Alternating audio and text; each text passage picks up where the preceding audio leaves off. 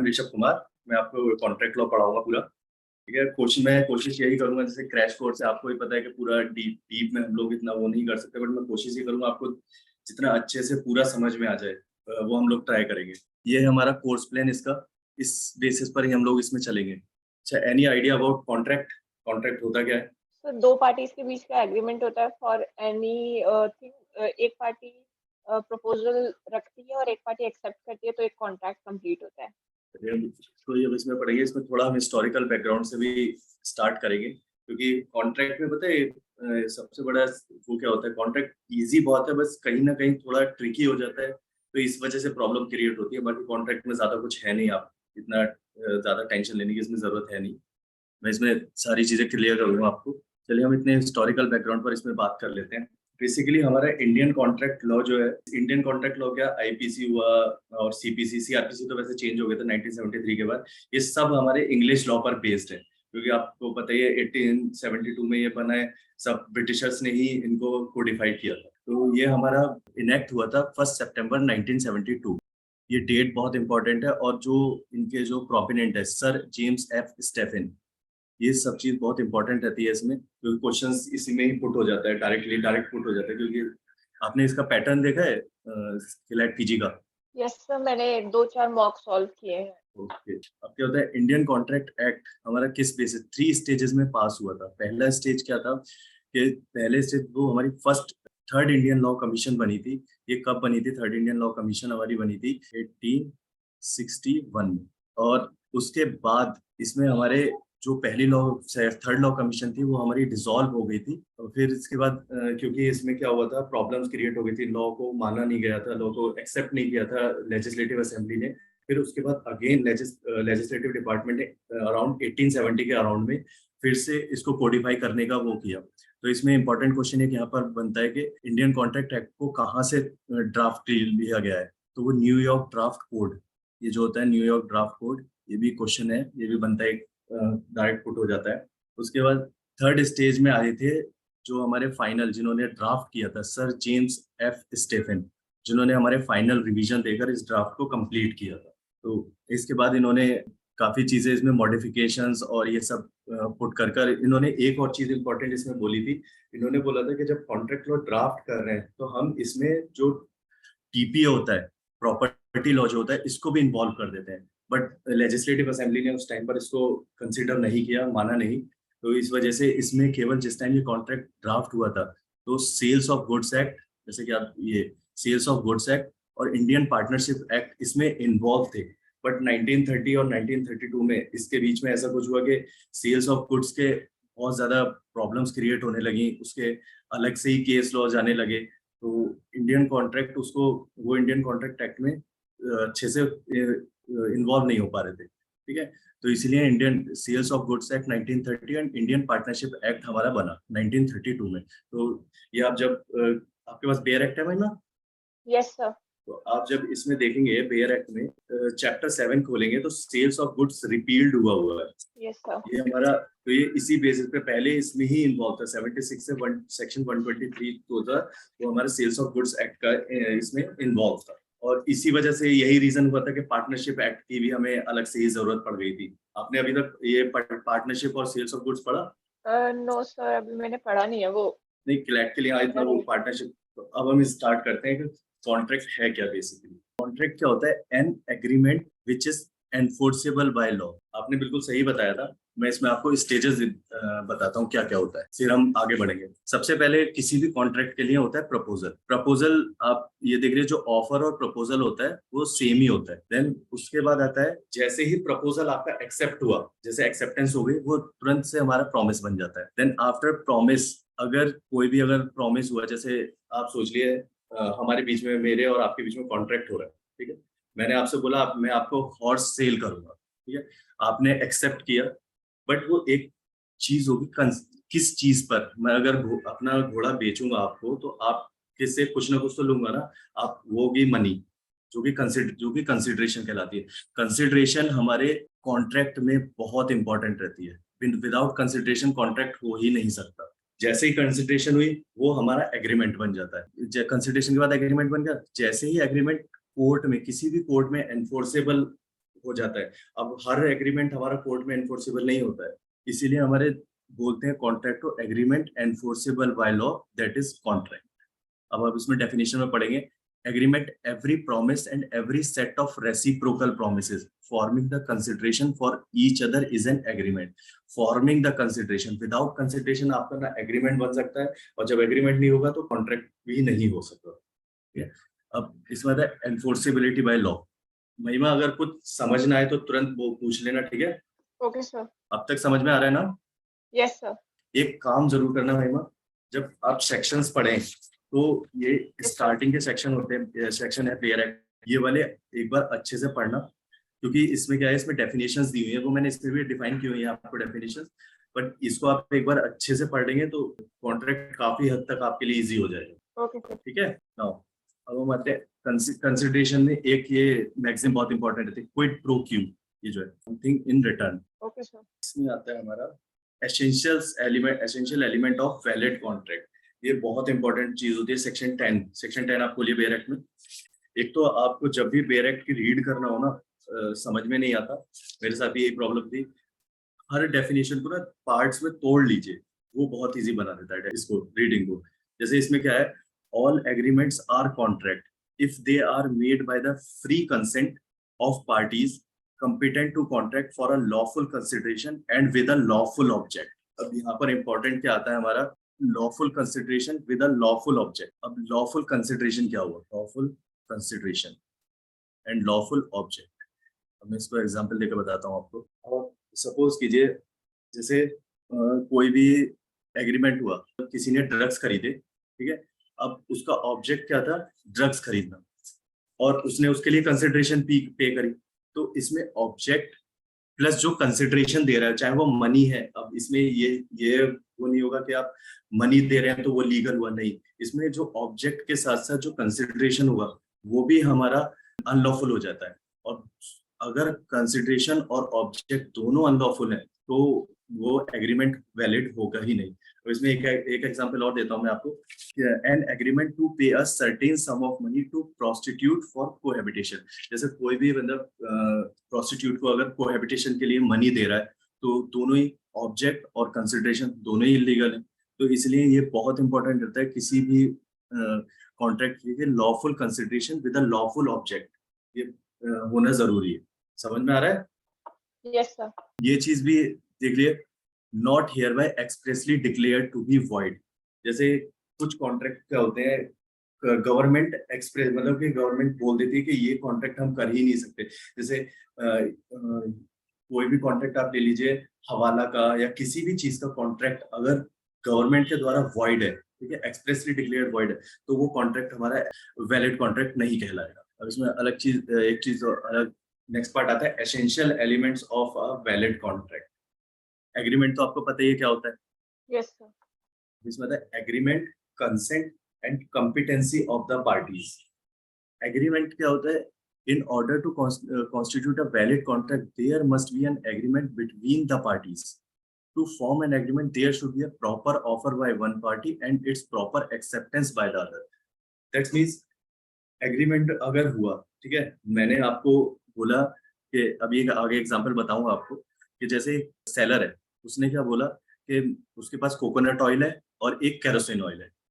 उसने क्या बोला कि सर ए है सेलर एंड बी है बायर, ठीक है। अब इसने इससे बोला कि मैं आपको ऑयल बेचना चाहता हूँ 10 लीटर। अब उसने स्पेसिफाई नहीं किया कि कौन सा ऑयल, ठीक है, तो ये जो कॉन्ट्रैक्ट होगा वो प्रॉपर नहीं होगा। तो इसलिए ये एग्रीमेंट हमारा प्रॉपरली हमारा होगा ही नहीं, ना ये कॉन्ट्रैक्ट बनेगा ना एग्रीमेंट बनेगा, क्योंकि किसी भी एग्रीमेंट और कॉन्ट्रैक्ट के लिए हमारा स्पेसिफिक उसमें terms and condition specifically mentioned होनी चाहिए कि किस चीज के लिए हम कॉन्ट्रैक्ट कर रहे हैं और किस चीज कितना उसमें कंसिडरेशन होगा। All the things are important for contract. तो कंसेंट बताइए आपको, कंसेंट क्या होता है।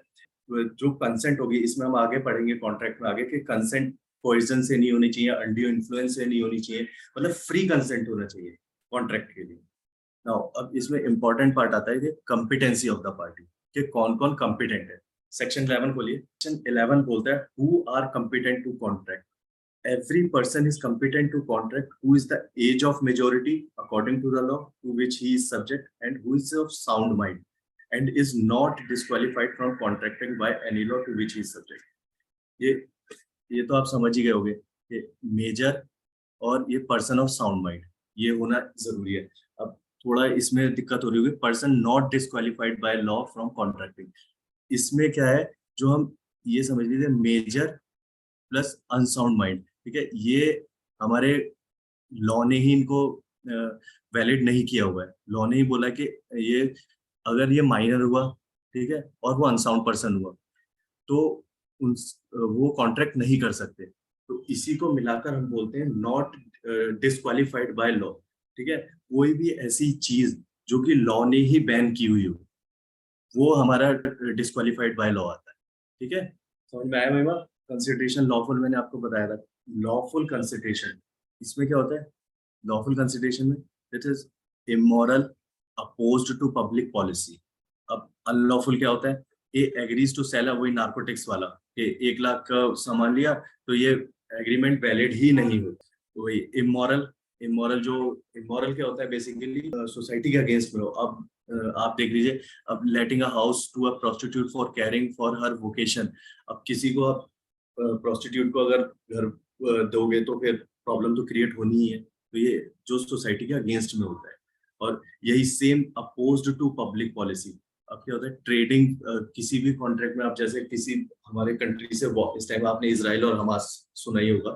अब इजराइल का कोई भी पर्सन अगर हमास से ट्रेड करता है, ठीक है, तो वो कॉन्ट्रैक्ट वैलिड ही नहीं होगा, ठीक है। Agreement in restraint of marriage, agreement in restraint of marriage क्या होता है? जैसे माइनर की मैरिज कर देते हैं, ठीक है। तो ये all these things are come into the public policy. Whether lawful object, object क्या होता है? किस चीज, मतलब कॉन्ट्रैक्ट की मेन थिंग, किस चीज के लिए हम कॉन्ट्रैक्ट कर रहे हैं वो, तो हमारा ऑब्जेक्ट भी लॉफुल ही होना चाहिए। A and B make an agreement for smuggling and out some goods from India to another country. This agreement cannot be enforced in the court because the object is unlawful. अभी आ गया smuggling. जहां भी आपको ऐसी चीजें दिखे वो चीज अनलॉफुल ही होगी, वो चीज वैलिड ही नहीं। अब not expressly declared by void, ये मैंने पहले ही बताया था कि किसी भी लॉ द्वारा वो वॉइड होना ही नहीं चाहिए। आप जब ये पढ़े ना तो इसमें जो मैंने एग्जाम्पल्स मेंशन किए हुए हैं ये एक बार अच्छे से रीड कर लेना, क्योंकि क्वेश्चंस जो पुट अप होते हैं ना कॉन्ट्रैक्ट में वो इसी बेसिस पे होते हैं। एग्जाम्पल्स आपसे पूछ लेंगे और उसमें फिर ऑप्शंस दे देंगे 4, फिर आप बताइए। Okay sir. अब ये है intention to create legal relationship. Legal का मतलब कि जो कि हम किसी भी कोर्ट में जाकर एनफोर्स कर सके, ठीक है। अब आप सोच लीजिए किसी ने बर्थडे पार्टी में बुलाया, उसने बर्थडे पार्टी कैंसिल कर दी, ठीक है, तो उसके बाद वो किसी भी कोर्ट में जाकर उसको केस नहीं कर सकता, क्योंकि ये कि सोशल रिलेशनशिप है। ऐसे ही आप ये पढ़िए बालफर वर्सेस बालफर, ये इंपॉर्टेंट केस लॉ है। इसमें क्या था? इसमें जो हस्बैंड था वो सैलोन रहता था, उसने अपनी वाइफ को 30 पाउंड्स पर मंथ पे करने का प्रॉमिस किया, बट वो कुछ टाइम बाद उसने पे करना बंद कर दिया, ठीक है? तो उसके बाद वाइफ ने उसको सू किया कि हस्बैंड ने मेरे को प्रॉमिस किया था और अब पे नहीं कर रहा है। तो कोर्ट ने क्लियरली बोला कि आपका जो ये कॉन्ट्रैक्ट था, ठीक है, तो ये लीगल रिलेशनशिप का, ये सोशल रिलेशनशिप का कॉन्ट्रैक्ट था, लीगल रिलेशनशिप का कॉन्ट्रैक्ट नहीं था। अब यही ये कब हो जाता लीगल रिलेशनशिप का? जैसे इसके फैक्ट्स अगर होते, अगर कोई पर्सन बोलता कि मैं डिवोर्स दे रहा हूँ आपको, ठीक है, अब वो कोर्ट में जाता उस डिवोर्स को एनफोर्स करवाता और वो बोलता कि मैं आपको इतना मनी पे करूंगा, ठीक है, तो वो कॉन्ट्रैक्ट हमारा लीगल हो जाता, वो हम उसको कोर्ट ऑफ लॉ में एनफोर्स कर सकते थे, ठीक है। कोर्ट में जाके अगर ये कोई भी चीज हमारे रजिस्टर हो जाती है तो हम उसको एनफोर्स कर सकते, ठीक है। अब आता है सर्टेनिटी ऑफ मीनिंग।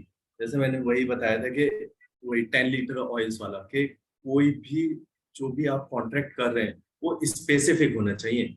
ये नहीं कि आपने बोल दिया कि मैं बस 10 लीटर ऑयल देना चाहता हूँ। अब जैसे सपोज करिए, एक एग्जांपल और देता हूँ, कोई भी किसी भी पर्सन के पास 2 कार, एक रेड और एक ब्लू, ठीक है, वो ऑफर करता है कि मैं आपको एक कार सेल करना चाहता हूँ। उसने एग्रीमेंट दे दिया कि मैं आपको 2 लाख की एक कार सेल करूंगा। अब इसमें यही नहीं पता कि वो रेड वाली करेगा या व्हाइट वाली कार सेल करेगा। ऑफर होगा और जो उसके बाद वो एक्सेप्ट भी करेगा तो एग्रीमेंट वैलिड ही नहीं होगा। पॉसिबिलिटी ऑफ परफॉर्मेंस, अब परफॉर्मेंस वही एक्ट जो होना चाहिए, वो वही कोई भी कॉन्ट्रैक्ट में एक्ट ऐसा होना चाहिए जो कि पॉसिबल हो, ऐसा नहीं कि इम्पॉसिबल एक्ट पे आपने कॉन्ट्रैक्ट कर दिया। अब यही एग्जांपल देखें, an agreement to discover treasurer by magic, ये तो ऑब्वियस सी बात है, वॉइड ही होगा। Legal formalities, writing, registration etcetera must be completed, otherwise the contract is unenforceable at law. मैं वही बता रहा हूँ ना कि कोर्ट में तो एनफोर्सेबल वही चीज होगी ना जो कि अगर राइटिंग में होगी, रजिस्ट्रेशन होगा, किसी भी चीज का वैलिड ऑफर होगा, ठीक है, वो चीज होगी। एक तो कॉन्ट्रैक्ट लॉ को चेंज करने का वो आ गया है, हम अभी भी वही फॉलो कर रहे हैं जो 1872 में था, लेटर वाला। अभी आप आगे एग्जांपल्स पढ़ेंगे, समझेंगे ना, तो उसमें वही एग्जांपल्स हैं कि हम लेटर से कॉन्ट्रैक्ट भेज रहे हैं, वो एक्सेप्ट कर रहा है, तो ये थोड़ा प्रॉब्लम क्रिएट करता है। अब सब काम फोन पर होता है। समझ में आ रहा है महिमा? Yes sir. अब आता है टाइप्स ऑफ कॉन्ट्रैक्ट।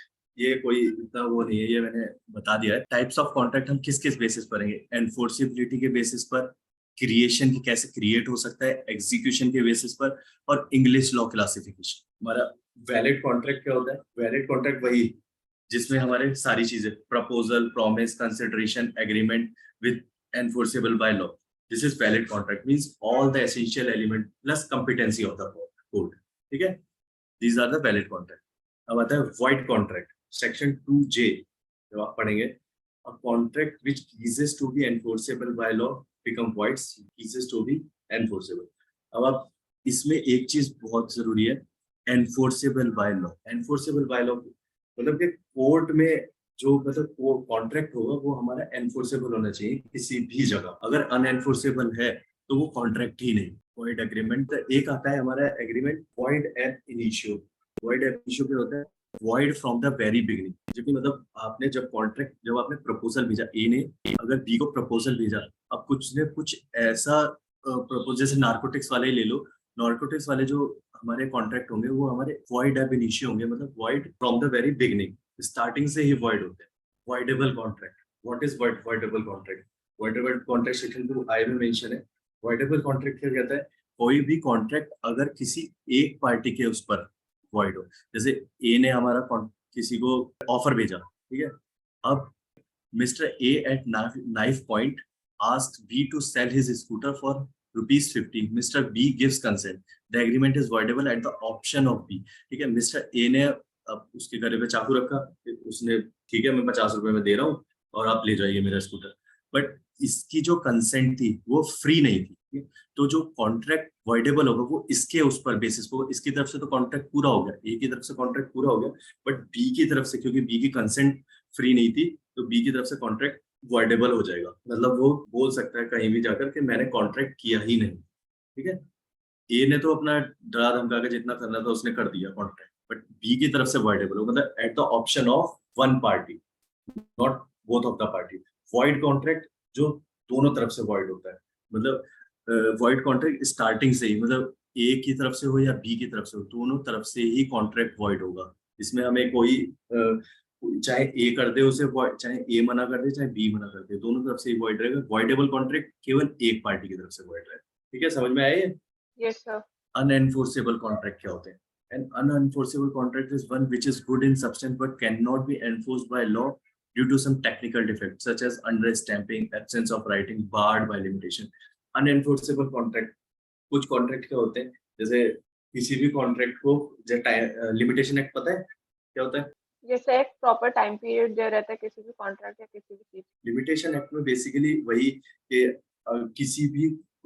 किसी भी चीज का टाइम पीरियड जो मेंशन रहता है कि हम इतने टाइम तक केस फाइल कर सकते हैं। ऐसे हमारे कॉन्ट्रैक्ट में भी अगर कोई कॉन्ट्रैक्ट अगर किसी को केस फाइल करना हो, उसकी तरफ से मान लो voidable ही हुआ किसी एक पार्टी की तरफ से, अब उसे कोर्ट में जाकर एनफोर्स करना है, तो एक टाइम पीरियड रहेगा, जैसे 3 साल हो, 12 साल हो, मैक्सिमम यही 1 साल, 3 साल और 12 साल, ऐसे ही टाइम पीरियड रहते हैं। ठीक है, तो ये अगर ये वाले टाइम पीरियड हमारे, इस वाले टाइम पीरियड के बाद अगर कोई बंदा फाइल करने जा रहा है, कोई भी पर्सन, जैसे बी अगर 3 साल का टाइम पीरियड है, इसके बाद अगर फाइल करने जा रहा है, तो वो कोर्ट में अनएनफोर्सेबल होता है। कोर्ट उसको मना कर देगा कि हम कर ही नहीं सकते।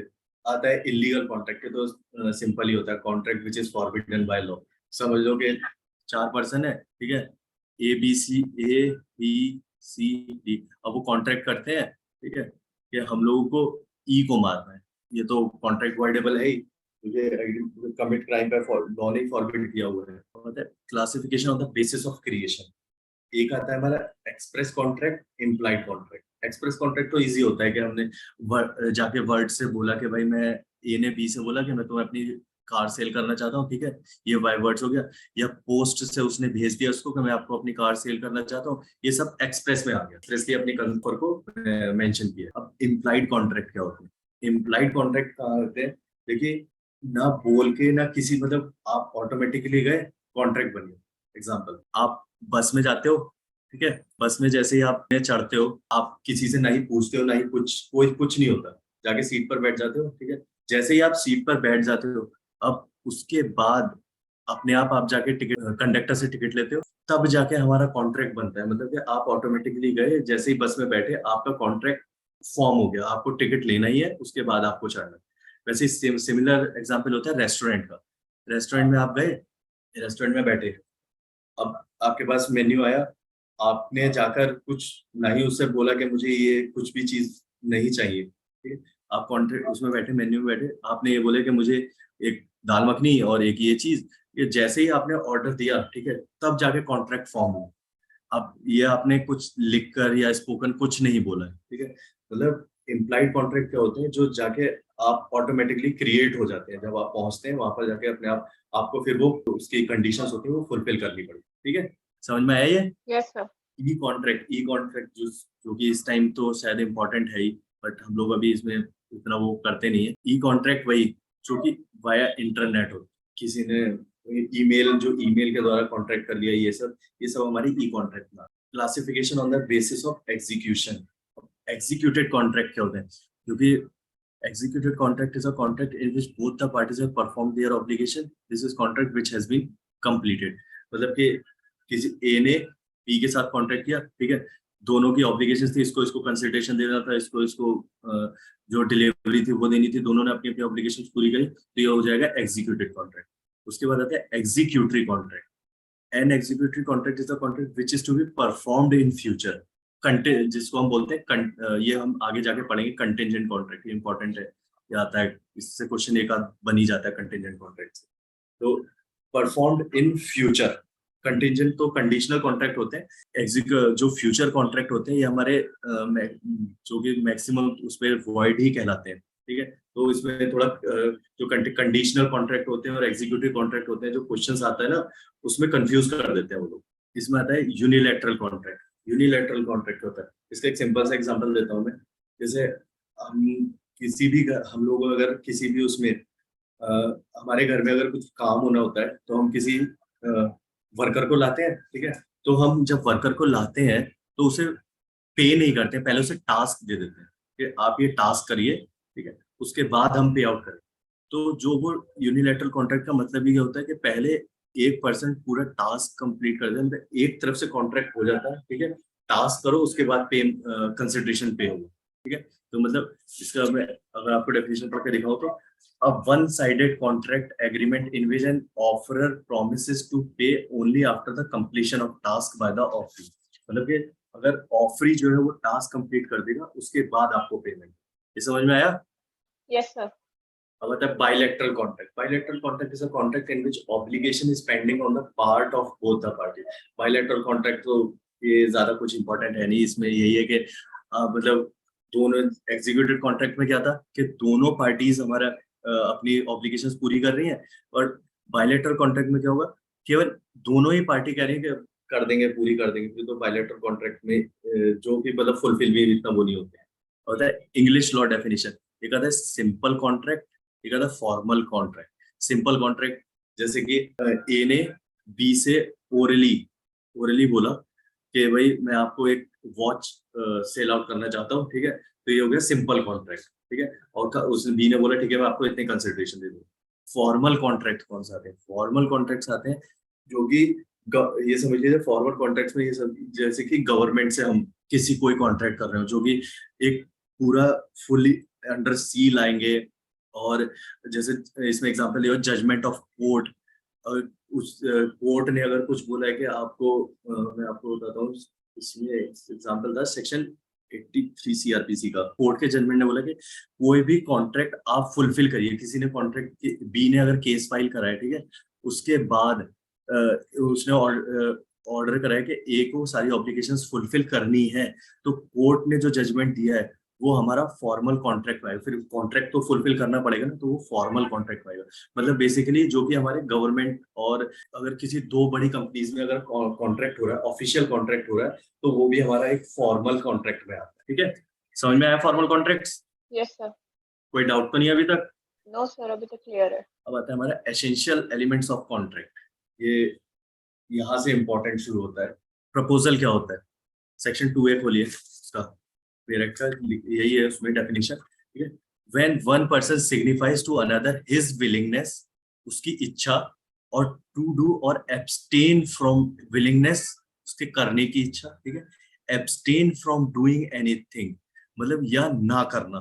ठीक है, with a view to obtaining the assent of that either to such act or abstinence, he is said to make a proposal. ये when one person signifies to another his willingness to do or abstain from doing anything with a view to obtaining the assent of that either to such act or abstinence, he is said to make a proposal. एक तो वही proposal और offer same मोर और less same ही चीज होती है। ठीक है, प्रपोजल के बाद एक्सेप्टेंस हो जाती है, तो वो प्रॉमिस हो जाता है। अब इसमें कैसे आता है, अभी आप एग्जांपल पढ़िए। A tells B I want to marry. अब इसमें क्या है, this does not amount to offer but it is mere expression to willingness. Offer proposal के लिए, ऑफर के लिए मतलब कि आप सामने वाले की विलिंगनेस, कंसेंट आप ले, ठीक है, कि आपको ये करना है या आपको ये नहीं करना है। ठीक है, अब जैसे करने वाला एग्जांपल ये है, A said to B I want to marry you, I want to marry, will you marry me. इसका मतलब है कि आप सामने वाले की कंसेंट, जो विलिंगनेस है वो आप उससे पूछ रहे हैं। ठीक है, the intention of A is obtaining the consent of B, इसका मतलब ये वैलिड प्रपोजल है। अब D said to E I want to sell my bike to you, this is an offer. तो उसने क्या बोला कि मैं आपको अपनी बाइक सेल आउट करना चाहता हूँ। ठीक है, तो उसने अब उसकी कंसेंट लेगा या नहीं लेगा वो उसके ऊपर डिपेंड करता है। अब ये लास्ट वाला, X and Y, I will not file a suit against you in the court of law if you repay the overdue amount of ₹1 lakh. This is an offer for not to do something. जैसे ये था, ये ऊपर के example तो थे willingness to do, willingness to do. ठीक है, अब नीचे वाला एग्जाम्पल है abstain from doing something. यही कि मैं आपको इतने रुपए दूंगा, आप ये मत मेरे खिलाफ केस फाइल मत करिए। ठीक है, तो ये कॉन्ट्रैक्ट हमारा abstain from doing anything के लिए था। तो प्रपोजल में वही है कि आप किसी के कंसेंट लें, और या फिर आपको ये करना है या आपको ये नहीं करना है। समझ में आया proposal? Yes sir. What is offeror and what is offeree, इसका बहुत इंपॉर्टेंट रोल रहता है पूरे कॉन्ट्रैक्ट में। जब क्वेश्चन भी आते हैं ना, तो ऑफरर और ऑफरी का थोड़ा अच्छे से क्लियर होना चाहिए।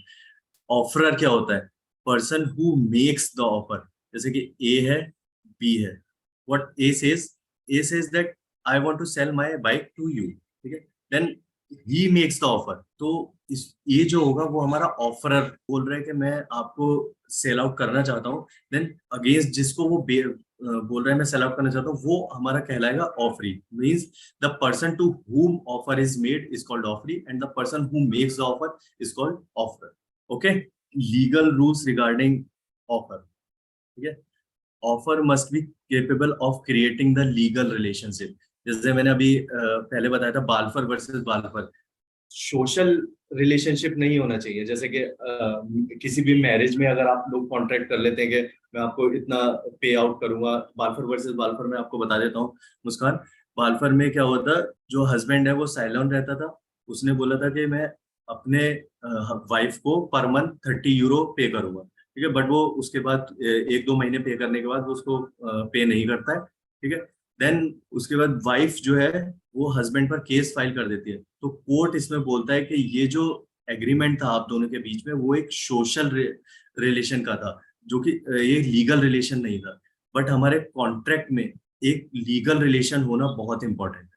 ठीक है, offer must be capable of creating the legal relationship, offer must be certain, definite and not वेग। इसमें क्या है, हमारे जो टर्म्स होंगे ऑफर की, वही मैंने जो बताया था कि एग्जांपल 10 लीटर वाला, 10 लीटर ऑयल, आप एक डीलर है कि वो उसके पास केरोसिन ऑयल भी है और उसके पास कोकोनट ऑयल भी है, बट वो बोल देता है कि मैं I want to sell 10 litre oil. वो क्लैरिफाई नहीं करता है कि मैं कोकोनट ऑयल बेचूंगा या इसकी जो टर्म्स होंगी कॉन्ट्रैक्ट की वो वेग हो गई, सर्टेन ही नहीं है किस चीज पर वो किस कौन सा ऑयल वो जो बी अगर बी को बोलता है कि मैं को आपको ये ऑयल सेल आउट करूंगा, तो वो बी कौन से उसके लिए क्लियर करेगा, या बी ही ऑफर क्रिएट करता है कि I want to buy 10 litre oil.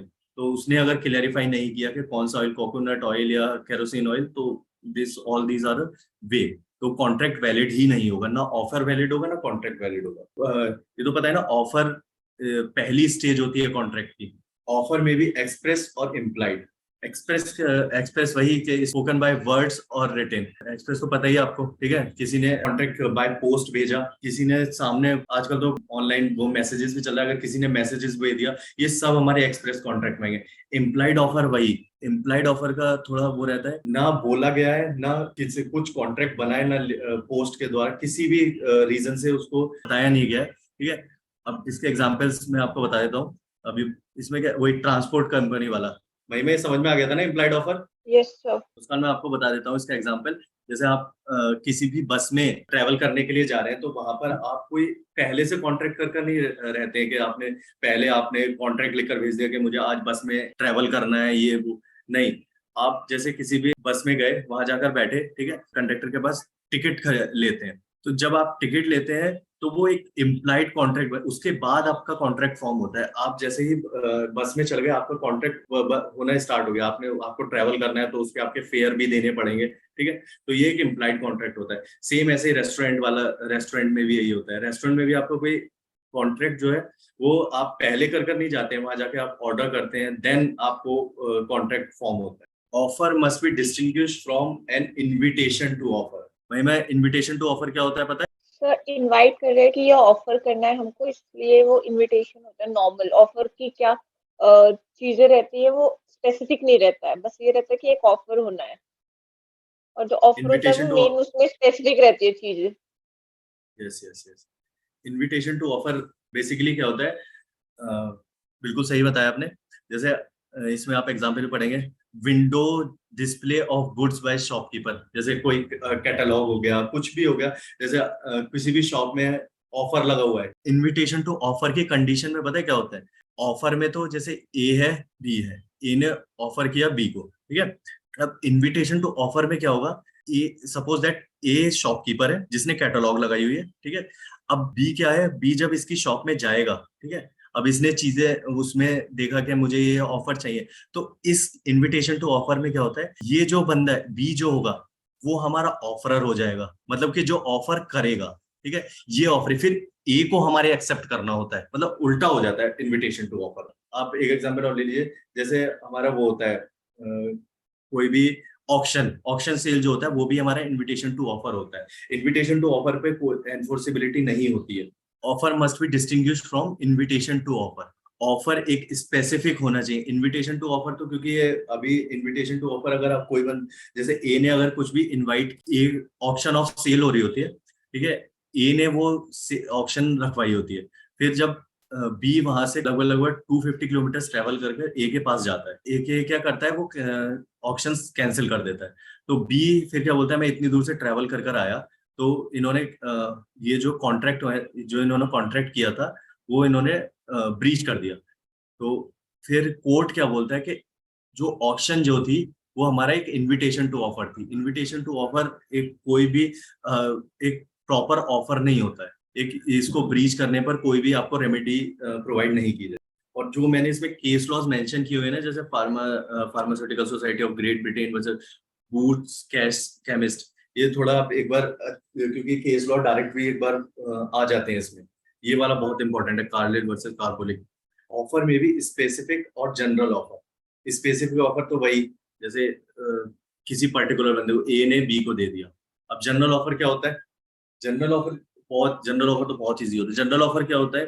जैसे आप किसी भी, आपने देखा होगा न्यूज़पेपर में कोई भी आर्टिकल आ जाता है कि हम ये सेल आउट, तनिष्क का ही देख लो आप, ठीक है, कोई भी कुछ भी, अगर वो पब्लिक के लिए, पब्लिक एट लार्ज के लिए अवेलेबल है, तो वो हमारा जनरल ऑफर होता है। स्पेसिफिक ऑफर केवल 2 लोगों के लिए होगा, ठीक है। जनरल ऑफर बहुत लोगों के लिए, कोई भी आके उसको एक्सेप्ट कर सकता है, ठीक है। अब इसमें Carlill versus carbolic small ball company case था। इसमें क्या होता है, कंपनी ने एक एडवर्टाइजमेंट रखा था कि अगर जो भी उनकी स्मोक बॉल को कंज्यूम करेगा, ठीक है, वो हमारा इन्फ्लुएंजा के कॉन्ट्रैक्ट में नहीं आएगा, ठीक है। तो एक ये था, कार्लिल था, इसने उसको स्मोक बॉल को लिया, ठीक है, बट उसको इन्फ्लुएंजा हो गया। तो उसने क्या करा, उसने केस लॉ फाइल करा कि ये कॉन्ट्रैक्ट था और इसमें इन्होंने कॉन्ट्रैक्ट को ब्रीच करा है क्योंकि मेरे मेरे को इन्फ्लुएंजा हो गया, ठीक है।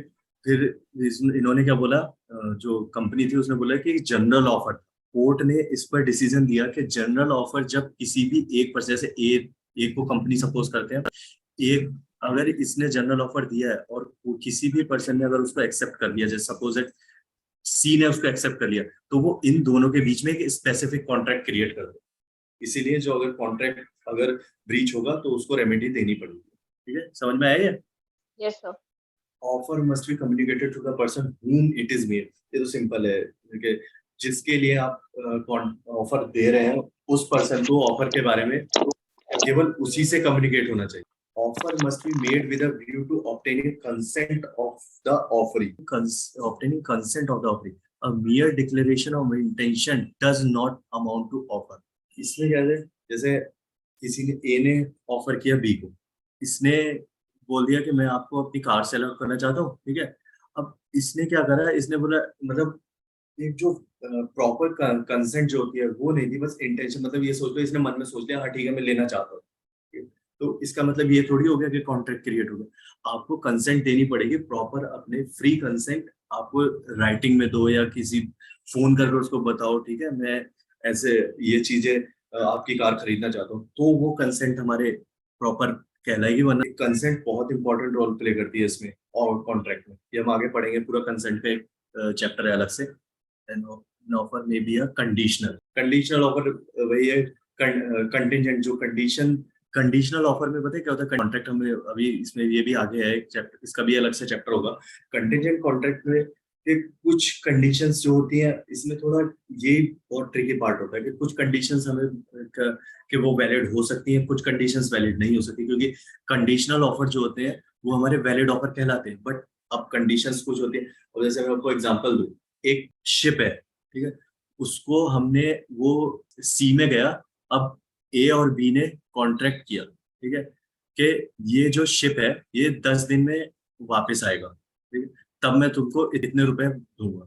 बट एक्सट्रीम वेदर की कंडीशन की वजह से ये शिप सिंक हो जाता है या कुछ भी इसमें प्रॉब्लम आ जाती है, ठीक है, या वो शिप वापिस ही नहीं आया, ठीक है, तो कंडीशन जो थी कि मैं तुम्हें शिप को वापस आने पर पैसे दूंगा, ठीक है, तो अब शिप वापस आ जाएगा तब पैसे दूंगा, तो कंडीशन तो खत्म ही हो गई ना, कि शिप को वापस आने की कंडीशन ही खत्म हो गई। तो इसलिए ये कुछ कंडीशंस इसमें रहती हैं कि वैलिड है, कुछ नहीं है, तो ये चीज हम आगे देख लेंगे। An offer should not contain a term the non compliance of which amounts to acceptance. इसमें क्या है, offerer cannot impose any such condition the non-fulfillment of which lead to the acceptance of that offer। तो मैंने वही अभी बताया था, A offers to sell out his bike to B stating that if B does not reply within a week। अब इसने क्या करा, इसने बोला कि अगर मैं तुम्हें सेल दे रहा हूँ, तुमने अगर एक हफ्ते में रिप्लाई नहीं किया तो मैं आपकी एक्सेप्टेंस मान लूंगा। ये तो कंडीशन ही वो लगा दी उसने, ये कंडीशन वैलिड नहीं होगी, ठीक है। यही जो मैं अभी बता रहा था कि कुछ कंडीशंस ऐसी होती हैं कि जो वैलिड नहीं कही जाती, कुछ कंडीशन ऐसी होती हैं जो वैलिड होती है। Now communication of special terms, इसमें एग्जांपल बड़ी, P deposit his bags in the clock room in the railway station on the face of his seat, the words "see back" were printed. One of the condition printed on the back was the liability of the railway company shall be limited to €10 for any package. P's bag was lost. He claimed the actual value of bag amounting to €24, held that P cannot recover the amount more than €10 since the railway company had taken all the reasonable steps to ensure the condition printed on the backprint were brought to the knowledge of। That means communication of special terms, जैसे किसी भी, आप ये समझ लीजिए, कोई भी शर्त रख देना, स्पेशल टर्म्स के, आपको इतना, जैसे आप में अगर कॉन्ट्रैक्ट रीच हुआ तो आपको केवल इतना ही मिलेगा, ठीक है, तो वो कंडीशंस जो होती हैं वो हमारी वैलिड होती है, क्योंकि प्री डिटरमाइंड कंडीशन होती है, उसको आप एग्री करते हैं, उसको आप सिग्नेचर करते हैं, तो ये कंडीशन हमारी वैलिड रहती है। ये समझ में आ रहा है? Yes sir. Types of offer: general offer, specific offer, cross offer, counter offer, standing, open और काउंटिंग ऑफर। जनरल ऑफर तो आपको जनरल ऑफर समझ में आ गया, यस सर। जो पब्लिक एट लार्ज के लिए होता है। स्पेसिफिक ऑफर वही कि किसी डेफिनेट पर्टिकुलर पर्सन के पर्सन लिए के हम। लिए। अब क्रॉस ऑफर और काउंटर ऑफर क्या होता है? क्रॉस ऑफर क्या होता है? जैसे सपोज दैट ए है। क्रॉस ऑफर क्या होता है? सपोज दैट ए है, ठीक है। ए ने बी को बोला कि मैं अपनी बाइक सेल करूंगा 20,000, ठीक है। अब बी को ये पता नहीं, जैसे अब मान लो इसने पोस्ट बॉक्स में यहाँ से डाला, ठीक है, यहाँ से पोस्ट बॉक्स में है तब इसके पास जाएगा। अब बी को पता नहीं है, इसने बी ने भी ये बोल दिया कि मैं भी आपकी बाइक 20,000 में लेना चाहता हूँ, ठीक है। तो दोनों का क्रॉस हो गया यहाँ, ठीक है। दोनों, इसका मतलब क्रॉस ओवर का मतलब है दोनों पर्सन जब एक टाइम पर एक दूसरे पर ये सेम ऑफर जब एक दूसरे पर भेज देते हैं, ठीक है। अब यही अगर होता, जैसे ए ने भेजा कि मैं अपनी बाइक 20,000 में भेजना चाहता हूँ, ठीक है। उसके बाद बी ने बोला कि नहीं, मैं आपकी बाइक 10,000 में खरीदना चाहता हूँ। तो वो हो गया हमारा काउंटर ऑफर, ठीक है, जिसमें हमारे ये समझ लो सपोज कंसिडरेशन वेरी कर जाती है, वो काउंटर ऑफर। क्रॉस ऑफर जो हमारे एक दूसरे के, जो एक टाइम पर दोनों बिना इग्नोरेंस के भेज देते हैं कुछ, ठीक है। ये समझ में आया? Counter offer, cross offer. Yes sir. Standing, open और कंटिन्यूइंग ऑफर, ये तो वही जो आपने अखबार में सुना होगा, जैसे कॉन्ट्रैक्टर होते हैं, टेंडर निकला होता है किसी भी चीज का, जैसे किसी भी रोड बनाने का, कंस्ट्रक्शन का टेंडर निकलता है, वो न्यूज़पेपर में निकलता है, तो वो एक स्टैंडिंग ऑफर रहता है। तो उसमें लोग अप्लाई करते हैं, उसके बाद गवर्नमेंट एक्सेप्ट करती है, जिसकी बिड अच्छी लगती है वो, जैसे बिडिंग वाले जो बिड वाले ऑफर, जैसे सुना होगा जो अंबानी अडानी और ये जो लोग बिड लगाते हैं, इनको इनको भी हम स्टैंडिंग ऑफर बोलते हैं, कि बहुत टाइम तक रहते हैं, काफी लोग इसमें अप्लाई करते हैं, फिर गवर्नमेंट को जिसकी बिड अच्छी लगती है वो, उसको बोलते हैं स्टैंडिंग, ओपन और काउंटिंग ऑफ, कंटिन्यूइंग ऑफ, जो लंबे टाइम तक है, ठीक है। सर काउंटर ऑफर और क्रॉस ऑफर के बीच में मेजर डिफरेंस, एक पर्टिकुलर डिफरेंस क्या है कि काउंटर ऑफर कैंसिल हो सकता है, क्रॉस ऑफर एक दूसरे को ऑफर देते हैं, वो है ना? हाँ, क्रॉस ऑफर जैसे आप इस एग्जाम्पल देख लीजिए आप। A makes an offer for selling out his bike ₹20,000, B in ignorance of the offer make a similar offer, ठीक है, for buying as bike for ₹20,000, means के ऑफर क्रॉस दोनों के ऑफर में सेम है बट इग्नोर कर दिया था हाँ सामने वाले ने। हाँ, दोनों ने इग्नोर कर दिया, मतलब एक ये सपोज लो जैसे मेरे और आपके बीच में कॉन्ट्रैक्ट हो रहा है, ठीक है। अब मैंने आपको लेटर भेजा, ठीक है, वही सेम चीज का, कि मुझे आपकी बाइक खरीदनी है, ठीक है। मैंने बोला मुझे आपकी बाइक 20,000 में खरीदनी है, या कितने भी मैंने बताए, वही आपने बोला, ठीक है, मैं अपनी बाइक आपको सेल आउट करनी चाहता हूँ इतने में, ठीक है। वही सेम चीज पे ऑफर आप जब दे देते हैं, वो क्रॉस ऑफर में जाता है। काउंटर ऑफर में क्या हो जाता है, जब मैंने आपको बताया कि मैं आपको इतने सेल आउट करना चाहता हूँ, फिर उसके बाद आपने मुझे बोला कि भाई बाइक है वो आपकी 10,000 से ज्यादा नहीं ले सकते नेगोशिएशन इसमें। टाइप। हाँ, काउंटर ऑफर बिल्कुल सही, नेगोशिएशन टाइप बोल सकते हैं उसको। काउंटर ऑफर में मतलब प्राइस जो है वो वेरी कर जाते हैं, ओके सर। ठीक है। ओके, ये समझ में आ गया ना, काउंटर ऑफर, क्रॉस ऑफर, बिल्कुल। Yes sir. Yes sir. Now offer is lapse, मतलब कि किसी ने ऑफर भेजा, ठीक है। अब उसमें क्या हुआ कि भाई अब उसने कुछ कंडीशंस होती है, सेक्शन 6 में मेंशन है सारी कंडीशंस, ठीक है, कि भाई ऑफर वैलिड ही नहीं रहा, मतलब खत्म हो गया टाइम उसका। कैसे होता है? On expiry of stipulated reasonable time, एक ऑफर को एक्सेप्ट करने का एक रीजनेबल टाइम होता है, ठीक है। एक ऑफर अगर दिया जाता है तो उसमें एक प्रिस्क्राइब्ड मोड होता है, कि आपको जैसे मैंने अगर आपको पोस्ट ऑफ, या मैंने आपको अगर व्हाट्सएप पे किया है तो आपको भी व्हाट्सएप पे ही वो देना है, या मैंने व्हाट्सएप पे आपको लिख कर दे दिया लेटर के थ्रू पोस्ट भेजना है, तब आपका जो कॉन्ट्रैक्ट है वो वैल्यू एक्सेप्ट होगा, ठीक है। तो जो मोड प्रिस्क्राइब्ड होता है उसके उस हिसाब से नहीं किया, by rejection by the offeree, ठीक है। ऑफरी ने बोल दिया नहीं, रिजेक्शन हो गया, मुझे नहीं चाहिए ऑफर, ठीक है। बाय डेथ और इंसेनिटी ऑफ द ऑफरर या ऑफरी बिफोर एक्सेप्टेंस, ठीक है, एक्सेप्टेंस से पहले ही वो ऑफर और ऑफरी की डेथ हो गई। By revocation by the offer at any time before acceptance, revocation of standing offer at any time by giving notice to the offeree, revocation by non fulfilment of condition precedent to acceptance, and by subsequent illegality और destruction by subject matter. Condition समझ में आई? किसी में problem दिख रही है? इसका अगला इंपॉर्टेंट पार्ट आता है एक्सेप्टेंस। एक्सेप्टेंस कैसे होता है, इसमें थोड़ा ट्रिकी है, एक्सेप्टेंस और रिवोकेशन में थोड़ा वो है, ठीक है। एक्सेप्टेंस क्या होता है? When the person to whom proposal is made signifies his assent, the proposal is said to be accepted. And ये पता ही है, अब proposal when accepted become a promise. ये मैंने पहले ही बताया था, प्रपोजल जब एक्सेप्ट हो जाता है वो प्रॉमिस बन जाता है। तो इसमें एक्सेप्टेंस का बहुत इंपॉर्टेंट रोल रहता है। अब हम पढ़ते हैं, acceptance must B absolute and unqualified. वही एक्सेप्टेंस जो होनी चाहिए वो हमारे एक प्रॉपर वे में कि हाँ भाई मैं क्लियरली एक्सेप्ट कर रहा हूँ, ये नहीं कि आपने बोला ठीक है देखेंगे या कुछ भी, मतलब without any terms and conditions, और इन सब के एक्सेप्टेंस होनी चाहिए। एक्सेप्टेंस मस्ट बी कम्युनिकेटेड, ये इसका मतलब एक्सेप्टेंस मस्ट बी, जैसे ए ने अगर बी को ऑफर किया, ठीक है, तो बी को एक्सेप्ट करना है। अब ये नहीं बी बोल रहा है कि हाँ ठीक है, मैं मतलब उसने उसको एक्सेप्टेंस भेजी नहीं और मन में सोच के बैठ गया हाँ मैं एक्सेप्ट कर लिया, ठीक है, तो वो एक्सेप्टेंस मानी नहीं जाएगी।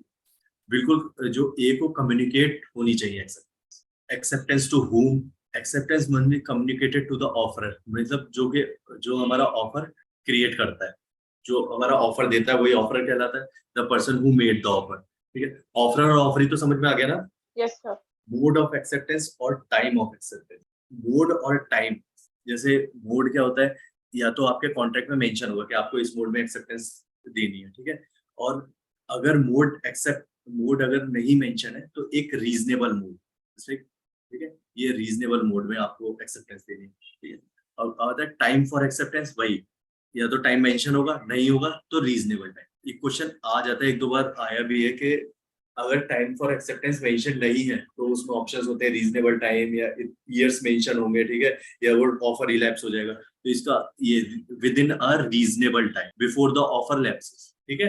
Acceptance by conduct, a performance of an act intended by the proposer, मतलब एक्सेप्टेंस उसी बेसिस पे होनी चाहिए जैसे कि जो प्रपोजर बताता है, उसी से में जो कॉन्ट्रैक्ट में मेंशन होगा आपको उसी तरीके से चलना, ठीक है। Specific offer or general offer, a specific offer can be accepted only by the person to whom it is made, or a general offer can be accepted by anyone having knowledge of the offer by complying with the terms of the offer। मतलब वही specific offer जो जिसके लिए offer बन रहा है, और general offer means, general offer का तो मतलब ये होता है कि कोई भी आओ अपना एक्सेप्ट करो और कॉन्ट्रैक्ट क्रिएट करो, दैट मींस खुला दरबार, आओ और एक्सेप्ट करो, ठीक है। Okay sir. अब ये सबसे इम्पोर्टेंट पार्ट जो आता है हमारा, इसका ये है जिससे 100 मतलब ये समझ लीजिए 90% तो क्वेश्चन इससे बनता ही बनता है, ठीक है। Communication of offer, communication of acceptance, ठीक है। सेक्शन 4 आप एक बार खोल लीजिए कम्युनिकेशन ऑफ ऑफर क्या होता है, ये तो सिंपल है, the communication of offer is complete when it comes to the knowledge to the person to whom it is made, ठीक है। कम्युनिकेशन ऑफ ऑफर कब कंप्लीट होगा? जब जिस पर्सन के लिए, जैसे ए है ऑफरर, बी है ऑफरी, कम्युनिकेशन ऑफ ऑफर कब कंप्लीट होगा? जब बी को ऑफर के बारे में नॉलेज हो जाएगी, ठीक है। अब आता है कम्युनिकेशन ऑफ एक्सेप्टेंस, ये थोड़ा है, ठीक है। अब ए है, A is offeror, B is offer, ठीक है। अब as against the proposer, proposer कौन है इसमें? ए, मींस ऑफरर कौन है? ए, ठीक है, और एक्सेप्टर कौन है? बी, ठीक है। अब ये सोच लीजिए जैसे इसने इसको, ये तो पता लग गया हमें कम्युनिकेशन ऑफ ऑफर, इसने इसको ऑफर भेजा बी, ठीक है। अब आता है एक्सेप्टेंस करने की बात, ठीक है। अब एक्सेप्टेंस, बी ने गया, ठीक है, लेटर डाला बॉक्स में, ठीक है? और ये ए के पास जा रहा है, ठीक है। अब as against the proposer means A के लिए एक्सेप्टेंस कब कंप्लीट हो जाएगी? मतलब कि जैसे ए है और बी है, ठीक है। बी ने जैसे ही लेटर, आप इसे पढ़िए, when it is put into the course of transmission to him so as to out of the power of acceptor to withdraw the same, ठीक है। बी ने लेटर बॉक्स में डाला, ठीक है, अब बी घर वापस आ गया, तो अब उसे पोस्टमैन निकालेगा, ठीक है। बट फिर जैसे ही पोस्टमैन ने निकाला तो बी के पावर से तो ये बाहर चला गया, ठीक है। अब जैसे ही बी ने इसमें डाल दिया तो बी की तरफ से एक्सेप्टेंस कंप्लीट हो गई, मतलब इसमें लिखा है ना एज अगेंस्ट द प्रपोजल, मतलब इसके अगेंस्ट में, मतलब बी की तरफ से एक्सेप्टेंस कंप्लीट हो गई, ठीक है। ये समझ में आया इतना? Yes sir. ठीक है। अब आता है एज अगेंस्ट द एक्सेप्टर, ठीक है। बी के अगेंस्ट में कैसे कब कंप्लीट होगी हमारी? बी के अगेंस्ट में कब कंप्लीट होगी? जब हमारे जो लेटर है वो हमारा ए के पास पहुंच जाए, ए के अगेंस्ट में कब पूरी हुई, मतलब ए के बी के लिए एक्सेप्टेंस कब, बी ने अपनी एक्सेप्टेंस कब दे दी, जब उसने लेटर बॉक्स में डाल दिया, ठीक है। ए के लिए कब एक्सेप्टेंस पूरी हुई, जब लेटर ए के पास आ गया, ठीक है। ये थोड़ा सा इसमें डिफरेंस है, ये समझ में आया इतना। Yes sir. अब इसमें आता है रिवोकेशन। रिवोकेशन में आप कुछ मत करिए, इसमें उल्टा कर दीजिए। जैसे ए है, ठीक है, इसमें हमारे उसमें क्या मेंशन था, एज अगेंस्ट द ऑफरर और ऑफरी दिया होता, नहीं, इसमें रिवोकेशन में क्या दिया हुआ है, कोई भी पर्सन चाहे ऑफरर हो चाहे ऑफरी हो, अगर वो रिवोकेशन करना चाहते हैं तो वो कब कंप्लीट होगी, ठीक है। कब कंप्लीट होगी, when as against the person who makes it. जैसे सपोज करो ए है, ए हमारा, ए ने हमारे पहले ऑफर भेज दिया, अब वो रिवोक करना चाहता है ऑफर, ठीक है। तो वो क्या कैस कब उसके लिए रिवोकेशन कब पूरी हो जाएगी, ठीक है, when it put into the course of transmission to the person to whom it is made, so it put out of the power who makes it, ठीक है। मतलब इसका मतलब होगा ए ने जैसे ही गया लेटर बॉक्स में हमारे, वो डाला, when it is put into the course of transmission to the person to whom it is made, ठीक है, so as to be out of power of the person who makes it, ठीक है। ए ने letter box में, वही ए ने डाला letter box में, कंप्लीट हो गई रिवोकेशन, ठीक है, एज अगेंस्ट द पर्सन। मतलब बी के लिए रिवोकेशन पूरी होगी, इसके लिए कब पूरी होगी, जब लेटर बॉक्स हमारा, जो लेटर है वो हमारा बी के पास पहुंच जाएगा। मतलब इसमें कुछ नहीं, आपको उल्टा कर देना, बी एक्सेप्टेंस कब पूरी हो रही थी, ठीक है, इसके लिए, ए के लिए जब वो लेटर बॉक्स में डाल रहा था, बी ने जब लेटर बॉक्स में डाला प्रपोजल में, ठीक है, और बी के अगेंस्ट में कब पूरी हो रही थी, जब वो ए के पास पहुंच गया। ऐसे ही इसमें उल्टा कर देना है, ठीक है, जो भेजता है उसके लिए जब वो लेटर बॉक्स में डल जाता है, ठीक है, अगेंस्ट सामने वाली पार्टी के लिए जब वो उसके पास पहुंच जाता है, ठीक है। समझ में आया, यस सर। कंफ्यूजिंग हो रहा होगा थोड़ा ये। हाँ, थोड़ा सा तो है सर, बट पहले भी पढ़ा हुआ है इसलिए क्लियर है ये चीज। ओके ओके, तब तो कोई प्रॉब्लम नहीं है। इसमें कुछ नहीं, आप ना बताए, इसमें मॉक सीरीज भी आएंगी आप लोगों की, तो उसमें आप मॉक टेस्ट जब देंगे ना, तो उसमें इस टाइप के, जो इस पे क्वेश्चन हमेशा 95% क्वेश्चन बनता ही बनता है इस पे, रिवोकेशन और एक्सेप्टेंस पे। तो इसके क्वेश्चंस आप एक दो बार जब ज्यादा पढ़ लेंगे ना, तो बहुत इजी हो जाएगा आपके लिए। ये section 5, time for revocation and revocation of offer. An offer can be revoked at any time before the communication of acceptance is complete as the against the proposer, but not afterward. ठीक है। और revocation of acceptance, वही, an acceptance can be revoked at any time before the communication of acceptance is complete as against the acceptor, but not afterward. Revocation of offer, offer का revocation कब हो सकता है? An offer can be revoked at any time before the communication of acceptance is complete, ठीक है। Offer जैसे A है, section 5 खोला हुआ है आपने, यस सर। इसके ना इलस्ट्रेशंस पढ़ लेना, वो इंपॉर्टेंट रहते हैं। An offer can be revoked eight any time before the communication of acceptance is complete. मतलब जैसे कि ए ने अगर ऑफर भेजा, ठीक है, तो बी की एक्सेप्टेंस से पहले उसके पास रिवोकेशन पहुंच जाना चाहिए। और इसमें एक इंटरेस्टिंग केस लॉ बताता हूं, मतलब इसमें क्या है, इसमें 2-3 केस लॉज आए थे। इसमें क्या हुआ, जैसे इसमें क्या बोला है कि रिवोकेशन पहले पहुंच जाना चाहिए तब जाकर वो होगा, ठीक है। अब क्या होता है कि एक केस लॉ हुआ था, उसमें क्या था, एक्सेप्टेंस और रिवोकेशन दोनों सेम टाइम पे के पास पहुंच गए। जैसे ए तो ऑफर था, उसने एक्सेप्टेंस और रिवोकेशन दोनों सेम टाइम पर पहुंच गए। अब कोर्ट में उसका हाउस ऑफ लॉर्ड्स का केस है, उसमें क्या था, अब इसमें क्वेश्चन क्या उठा कि एक्सेप्टेंस मानी जाएगी या रिवोकेशन मानी जाएगी, ठीक है, क्योंकि इसने तो कर दिया कि ठीक है मैंने रिवोक कर दिया, अब बी ने अगर बोल दिया ठीक है मैं ऑफर एक्सेप्ट कर रहा हूँ, तुम रिवोक नहीं कर सकते, तो ये कोर्ट में चले गए। तो इसमें एक जज, नाम बोल रहा हूँ मैं जजेस का, शायद लॉर्ड अटकिन थे, पता नहीं कौन थे, याद नहीं है मेरे को, तो मैं कंफर्म करके बता दूंगा, ठीक है। उसमें उन्होंने क्या, एक जस्टिस ने बोला कि हम जो भी ऑफर है, मतलब चाहे जो भी लेटर पहले खुला हो या रिवोकेशन का पहले खुला होगा तो ऑफर रिवोक है, और अगर एक्सेप्टेंस का खुला होगा तो ऑफर, जो कॉन्ट्रैक्ट का ऑफर है वो एक्सेप्टेड है। तो ये तो कंट्रोवर्शियल हो गया कि भाई अगर इस बंदे का, अगर मान लीजिए ए का कॉन्ट्रैक्ट करने का मन ही नहीं है, तो जबरदस्ती उसको फिर कॉन्ट्रैक्ट वो करना पड़ेगा। फिर उसके बाद एक केस लॉ सेम इस पर आया था, तो इस पर पहले क्या होता था, पहले इस केस लॉ में स्ट्रिक्ट इंटरप्रिटेशन नहीं की गई थी, तो बट जब हमारे स्ट्रिक्ट इंटरप्रिटेशन पर आए तो उसमें यही हुआ था कि ऑफर एक्सेप्टेंस से पहले हमारा रिवोकेशन पहुंच जाना चाहिए, अदरवाइज एक्सेप्टेंस हो जाएगा। ठीक है, Okay, sir. ओके। आप ये जरा एक बार क्वेश्चन पढ़िए ये वाला। There was a person and his nephew had gone missing. This person had sent his servants to look for the nephew. After the servants looked for the nephew, after the servants had gone, after that he made an announcement that whoever will find my nephew will get a cash reward of 500 rupees. This was in the nature of general offer. The servants had already gone. One of the servants asked, he found the nephew in Haridwar and he came back with the nephew. After 6 months, the servant gets to know that there was some announcement of cash reward upon finding that person's nephew. Now exclaims the reward.